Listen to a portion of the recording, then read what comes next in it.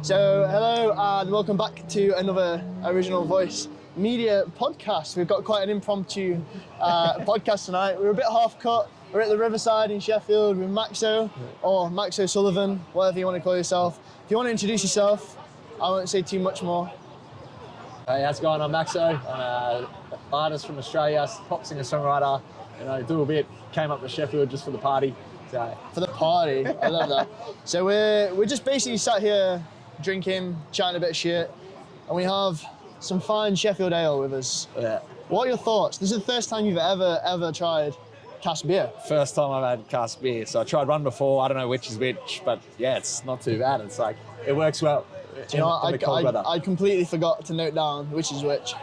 We have one pale beer from True North Brewery, which people of Sheffield will know, and we've got. I have no idea what the other one is. To be honest. That's what I was drinking before. Oh, that one's not that great. Yeah. So we've just shot a OV live session. Yeah. And what did you think of it? Did you enjoy the process? You've come up from London today. Yeah, it was good. Caught the train up. So yeah, straight in. I know you guys are awesome. It was easy. It was 3 songs, 3 times out of the bat. Oh yeah. Come to OV live. yeah. Get anyone that's coming so over. I'd love to know a little bit more about yourself, a bit about your influences, your background, your past, like what are you doing? Because you've told us today you've been to America, you've been to England, you're in Australia. You're getting there, man. It looks like you're getting there. If you go on Spotify, you're looking at 100,000 plus streams, 50,000 a month, monthly listeners. Yeah. Tell me I'm wrong. Yeah, no, well, yeah. But it looks like you're doing where you are. So I'd love to know, go to the beginning and tell us where you are now. The start, you want the start? I want the start, I want the whole story. So back when I was 8 years old, some kids on my bus had a guitar and it was fucking sick. And I'm like, okay, Mum, I need a guitar, And then, it took 2 years and then I finally got one for Christmas for my 10th birthday. But had a couple of lessons, but I lasted maybe like 1 lesson because the teacher was just trying to teach me like when the Saints go marching in. I'm like, I wanted to learn what was on the radio. So I end up teaching myself of what I liked. And then played in a couple of punk rock bands growing up. And then what really changed was when the script came about with Break Even, I could never sing to save myself. So we were doing punk covers, Blink-182, You describe me on this punk rock sort of band, but I wouldn't describe your music as that. Not right now, no. So I was I became, I got more into the singer-songwriter stuff, and that was, when I got an acoustic guitar, and that's when I got into the script, and I could never sing, and then I just practice, and I always wanted to hit Break Even, I'm falling to pieces. Oh, yeah, see, yes. So could never hit that, and then just got better and better, and then started writing. I was always writing my own stuff, it was early punk stuff, and then just it became more of your proper pop singer songwriter, love songs, a bit of everything, and then went off to I started putting a couple of YouTube videos up, and then a couple of them went big, and then started playing at pubs in my hometown. Then I won a radio station, the mainstream station thing that had a big a festival, and I ended up getting a slot on that. Amazing. And then from that I got introduced to a producer who used to do Guns N' Roses, he's done all the big stars. Wow. Yeah, so Guns N' Roses, he's done I know a lot of the Australian Idol winners and stuff, and then we hit it off, and he taught me songwriting structure, and then just sort of led from there. Then released that single, got picked up in the States straight away, toured the States back and forth, and then manager went off the rails. I don't know if you can talk about it on the podcast. Yeah, he did. Don't if you don't want to. But then Sliding Doors, a song got picked up in the UK, and then my now management, they found me, and now that's how I got here. So I've toured everywhere, toured all across the States, nice. Came across here. What would you say is the sort of biggest country that follows you? It's probably still the States. US is the biggest, and then it'll be Australia and UK are on par. So that's the reason why I'm here right now, is just building our fan base, building the network. I mean, you're in the biggest music city in the UK. Yeah. I'd like to say, we've got some big history in Sheffield. So let's hope the OV live session takes you, spreads the word in the UK. Let's hope you never know. So you say you've worked, your biggest following is in America. Yeah. Why do you not think it's in Australia? What's it like trying to be a musician growing up in Australia? It's very hard, to be honest. So like we're only small, like 26 million people, and like a lot of the mainstream, like the push for Aussie artists is in the like real indie space, like Australian surf rock. Whereas I'm doing pure like I want to compete against the best. Like I want to do top 40. That's all I want to do. That's what I love. Like it's the music I love. So I'm finding a way to get that, like by expanding from my own country.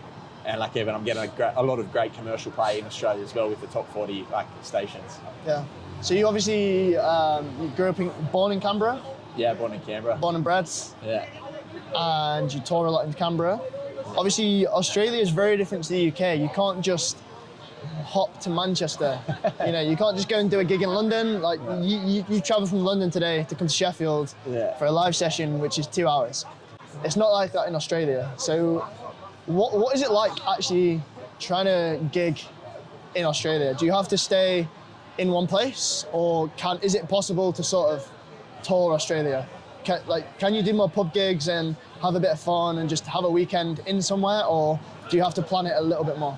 Yeah, definitely have to plan a little bit more, especially like doing the original stuff. Like East Coast is pretty much the furthest I've gone. Yeah. Just because like you can do that in a whole run, but it's like it's a big country. Like I think you can fit like 15 UKs inside of Australia or something. Yeah. So it's like triple the population here. Yeah. Crazy. So it's nuts. So but yeah, it's like it's definitely hard. But usually like at least I'm in a good spot. Like Canberra works perfect for me because like I record a lot in Melbourne, record a lot in Sydney, and like.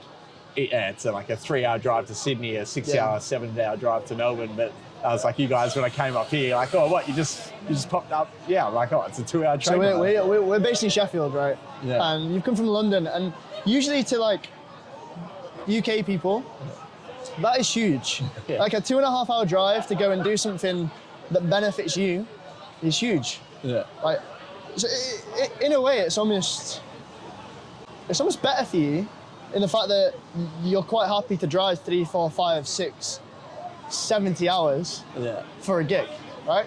A lot of people limit themselves to their own city in the UK. Yeah. So I feel like in Australia, like you could.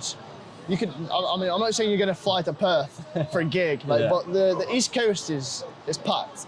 Yeah. And I don't know anything about the music scene. What's the music scene like on the East Coast of Australia? It's pretty good. Like you pop through, like I've recently did a tour with one of the previous X Factor winners, and like we did like major cities and like coastal cities, like small towns, and it's like everywhere's turning up. So it's like there's a lot of venues, but then again there's like not too much support. It's hard again. So like profit wise, you're not quite getting there unless you're selling a shitload of merch and trying to break even. Which, by the way, your merch is fantastic, right? Yes, I will. If you're watching this on YouTube or Spotify, like look at YouTube, check the description, and we'll link your merch somewhere. That's sweet. The merch is fantastic. It's a take on old school PlayStation buttons, right? So it's M-A, but as a triangle from the PlayStation. Yeah. X as in the X from the PlayStation, and O from the PlayStation, right? It's really good.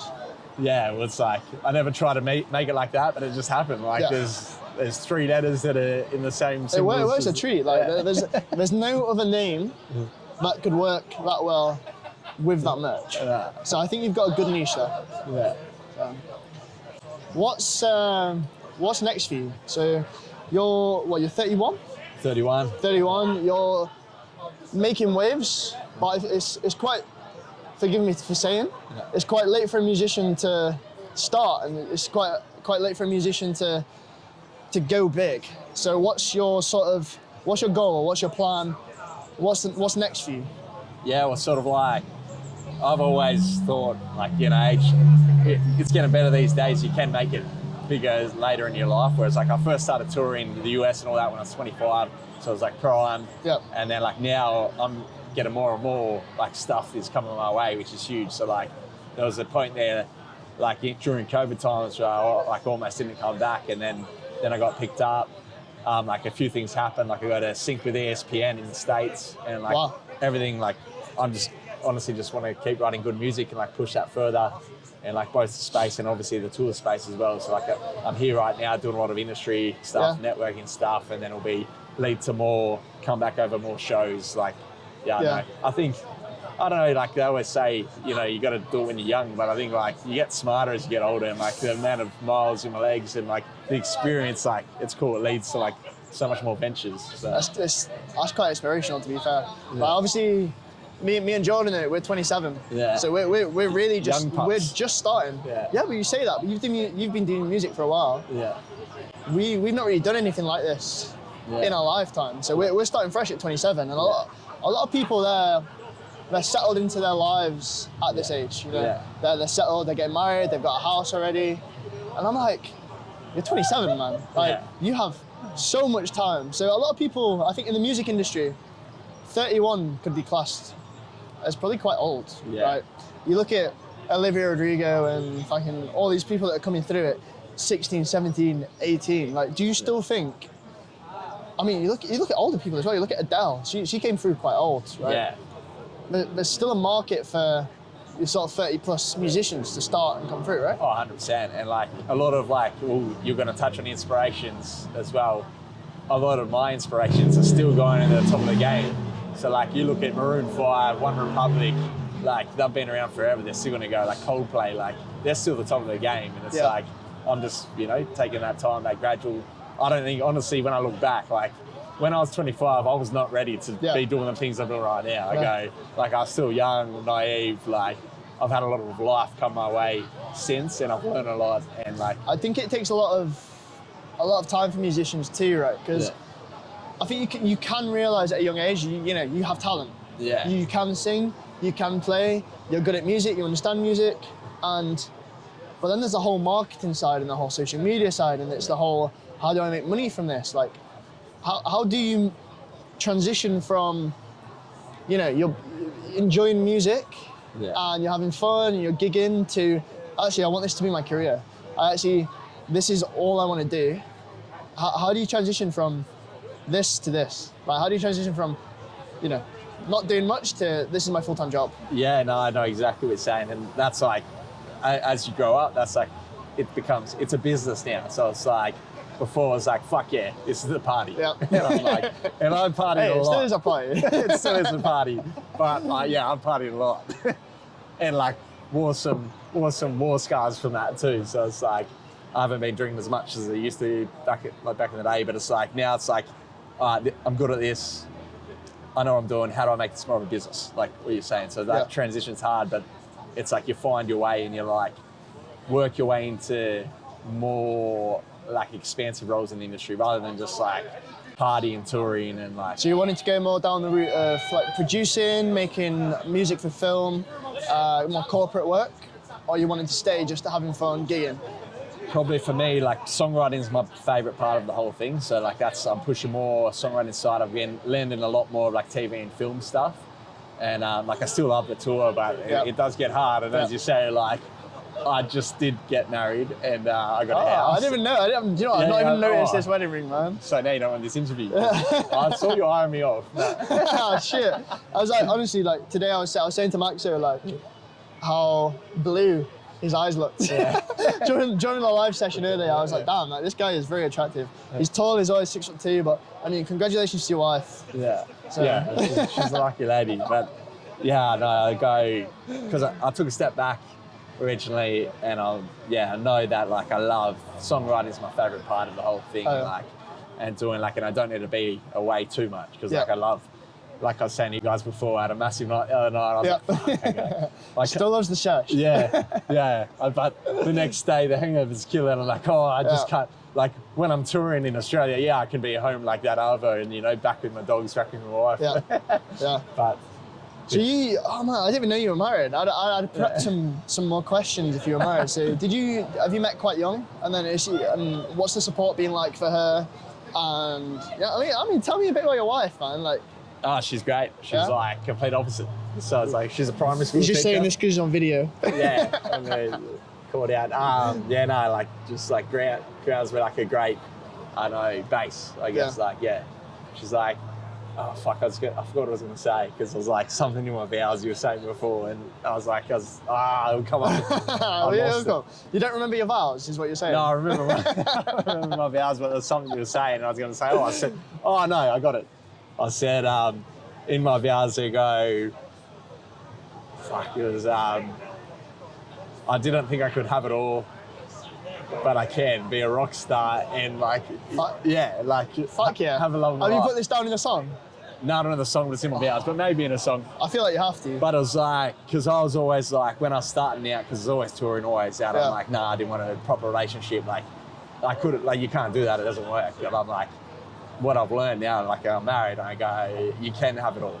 You can do the rock star life, and you can do the home life. So, and I love every moment of both sides. So you say that she's been like very supportive, very just have fun, do your thing. Like, you're very talented, have fun. Like, she's been very supportive in that, that aspect. Great support, and like, just tells me like, she'll pick me up sometimes, and I'm like doubting myself. She goes, "No, fucking." I completely get that. Like, I feel like every successful person has either had somebody behind them to support them, or something to motivate them, like a heartbreak or something like that. Someone, there's always that significant other that pushes it somehow, and it sounds like you have this in your wife. So like, it sounds like you've made it in that aspect. I've hit the jackpot. You've hit the jackpot, exactly. So cheers to that, man. Cheers. Cheers to that, and hi to Max's wife, if you're watching. If you're watching, hopefully you won't, because we'll be a move couple on. rude questions in here. We'll move on for the emotional stuff, because we have. We got 11 minutes. We have 11 minutes left to chat. So, if you've not noticed, this is a very impromptu interview. We sat having a beer after our live session, and we thought, let's go to Riverside, have a pint, debrief. But he's leaving the UK soon. So when are you back, and what are you doing? So I will be back for a European holiday with my wife in a few weeks. But like the rest of this trip, I'll go to a couple of festivals on more industry stuff, networking, but I'll be back for a holiday, and then I'm planning to be back here on tour in like October, November, and hopefully jag a big support slot. So you guys know, but I don't think I should say it live. You're not allowed to say? No, I'm not allowed to say. No. That's fine. So yeah, we're hoping for some VIP access to some of the big support acts that you're doing, but great. Right, we have a couple of fun questions from one from Jordan, one from James. So Jordan is my business partner. James is our producer, who is very hungover. And he's back on the beers. And he's back on the beers. I mean, he's 4 pints deep after being very hungover this morning, and he's doing great. So would you like Jordan's or James's question first? Let's go Jordan's, because I know James's, and it's a great finisher. So Jordan's question is, if you or your music was an alcoholic drink, what would you be and why? Ooh. I'd have to say Jack and Coke, because I fucking love bourbon, eh? How would Jack and Coke describe, how would that transition to your music and you? It's just a good time. Like, I don't know, do you drink much bourbon? Or like... I mean, I drink Bells and Coke at Spoons for like £2. Yeah, so I'm like, I don't know, it's smooth, like, I guess like smooth, sexy. Quite sweet, smooth, sexy, like a bit of a laugh, you know? And just makes you feel good. Like, you're getting that better, like, just a good time. Just a good time. I mean, it's kind of sweet, smooth. I mean, some people get angry on Jack and Coke. Nah, that's rum in Australia. So real bad. Like, rum is like the fighter's drink. It's like all the bogans are drinking that. All right, what's a bogan? I think closest thing's like a chav, maybe. Like, so a bogan like is a redneck. chav. Yeah, like, a is that redneck the same chav. thing? I mean, yeah, chavs in the UK are sort of, they walk around hoodies, smashing cars, drinking beers, just fucking making noise. Yeah, similar to bogans, but they're more like country bumpkin sort of things. I don't know. Okay, fair enough. All right, so we'll finish on James's. Yeah. In fact, while we're talking about this, I want you to think of a question for me. Yeah. Or me and Jordan, just for the OV Lives stuff, or the OV Media, the original voice side. Just have a think of a question for us. Obviously, the last time we asked this, someone asked us, if we were married, where would we go on a honeymoon? And we had a big argument about it. So anything along those lines is fucking great. But Jordan's not here to like Jordan's himself. there, he can't defend himself. Jordan's a prick.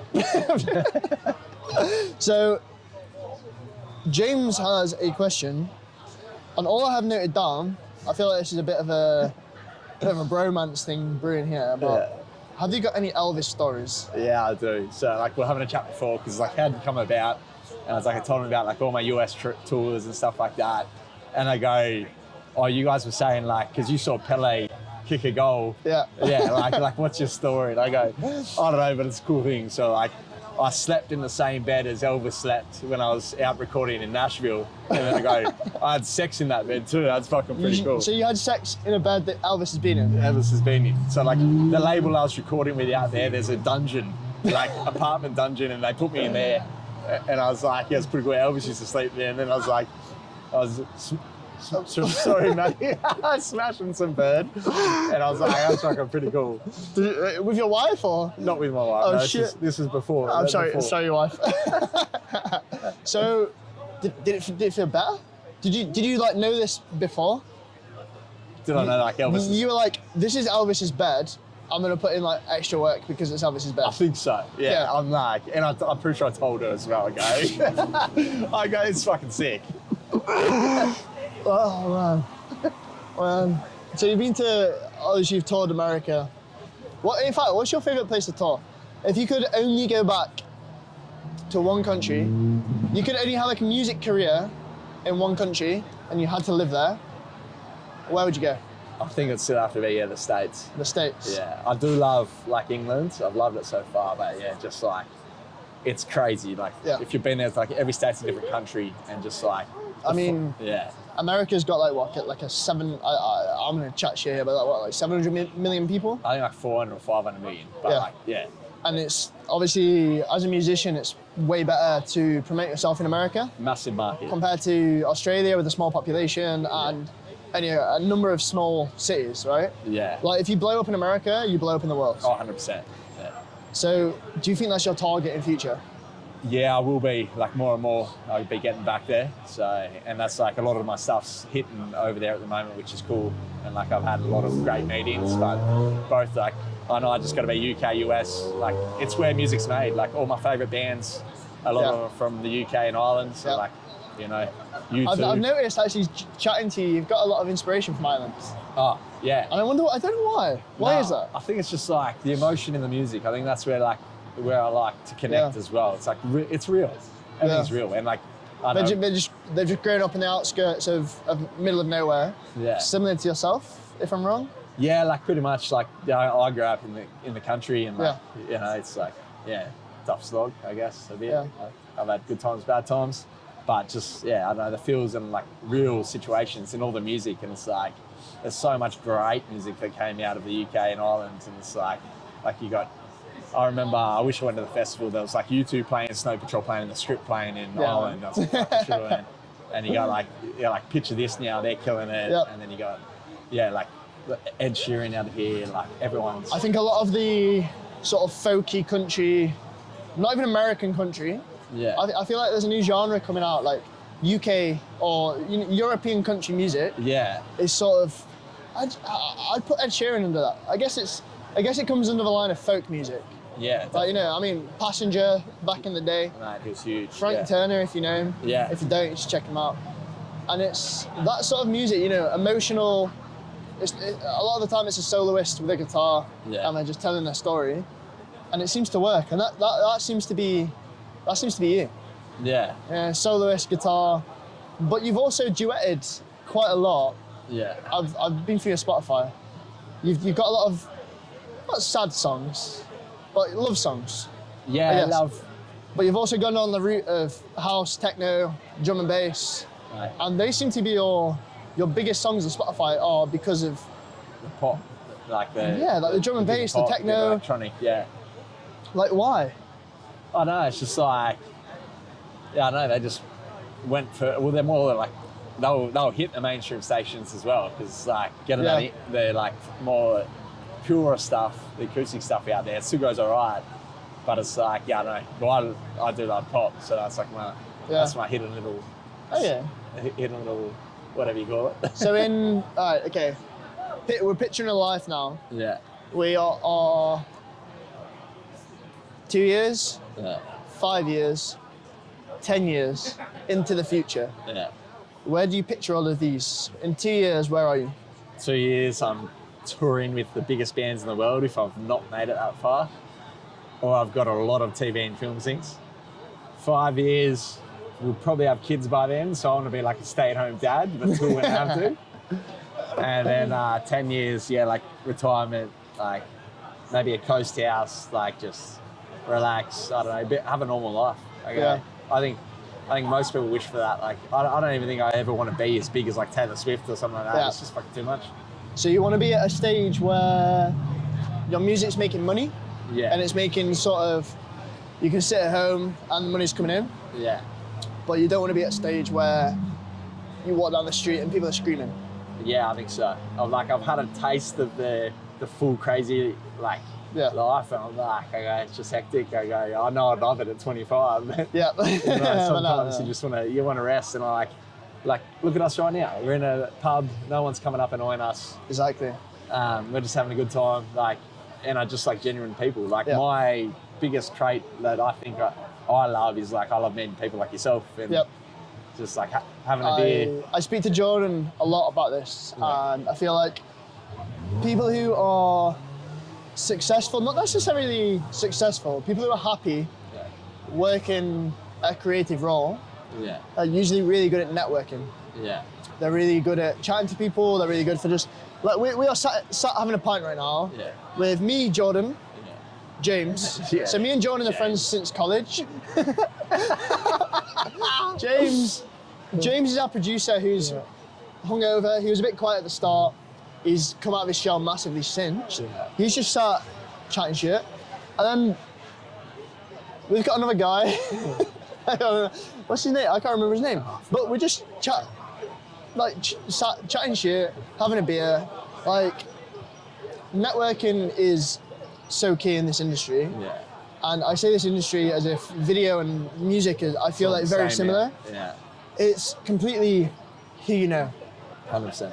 Obviously, you have to be talented to some extent, Yeah.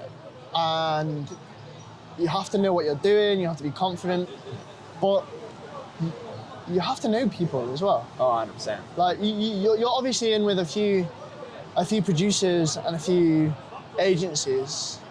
Like, do you feel like your talent would actually shine through if you didn't have these people? I'd hope so, but no, I don't think so. Like, it's who you know, not what you know. And it's but like end of the day, a great song's gonna push through. So it's like, and I've had a lot of luck with like my own music, like pushing through, and that gets me to that next level. So like, it's happened somewhere, and then I've been able to talk to someone who I thought was way out of my league. Yeah. To like help me to the next step. So it's like, I don't know, at the end of the day, it's all good about good music. Oh, right on the dot. Exactly. Out of charge. So, I mean, the alarm's gone off. We promised that this was going to be a very short podcast interview. It's gone very fucking quick, actually. Flew. Man, it's been great to meet you. Yeah, you too. Hopefully, we'll come and tour Australia very soon. Nah, I hope you guys come over. Hopefully, we'll do an OV live in Australia. We don't know. But is there anything that you want to say to the 20 people that watch this? I know. Thanks for watching. These guys are absolute legends. They hit me up, and I'm like, I could have turned up and just got robbed. But he didn't. I didn't. So like, I'm losing out of this yet. So they're trying to keep me here. But if I don't make it home, I'll stay here. Cheers, man. Cheers, mate. Appreciate it. Hopefully, it's not stopped early.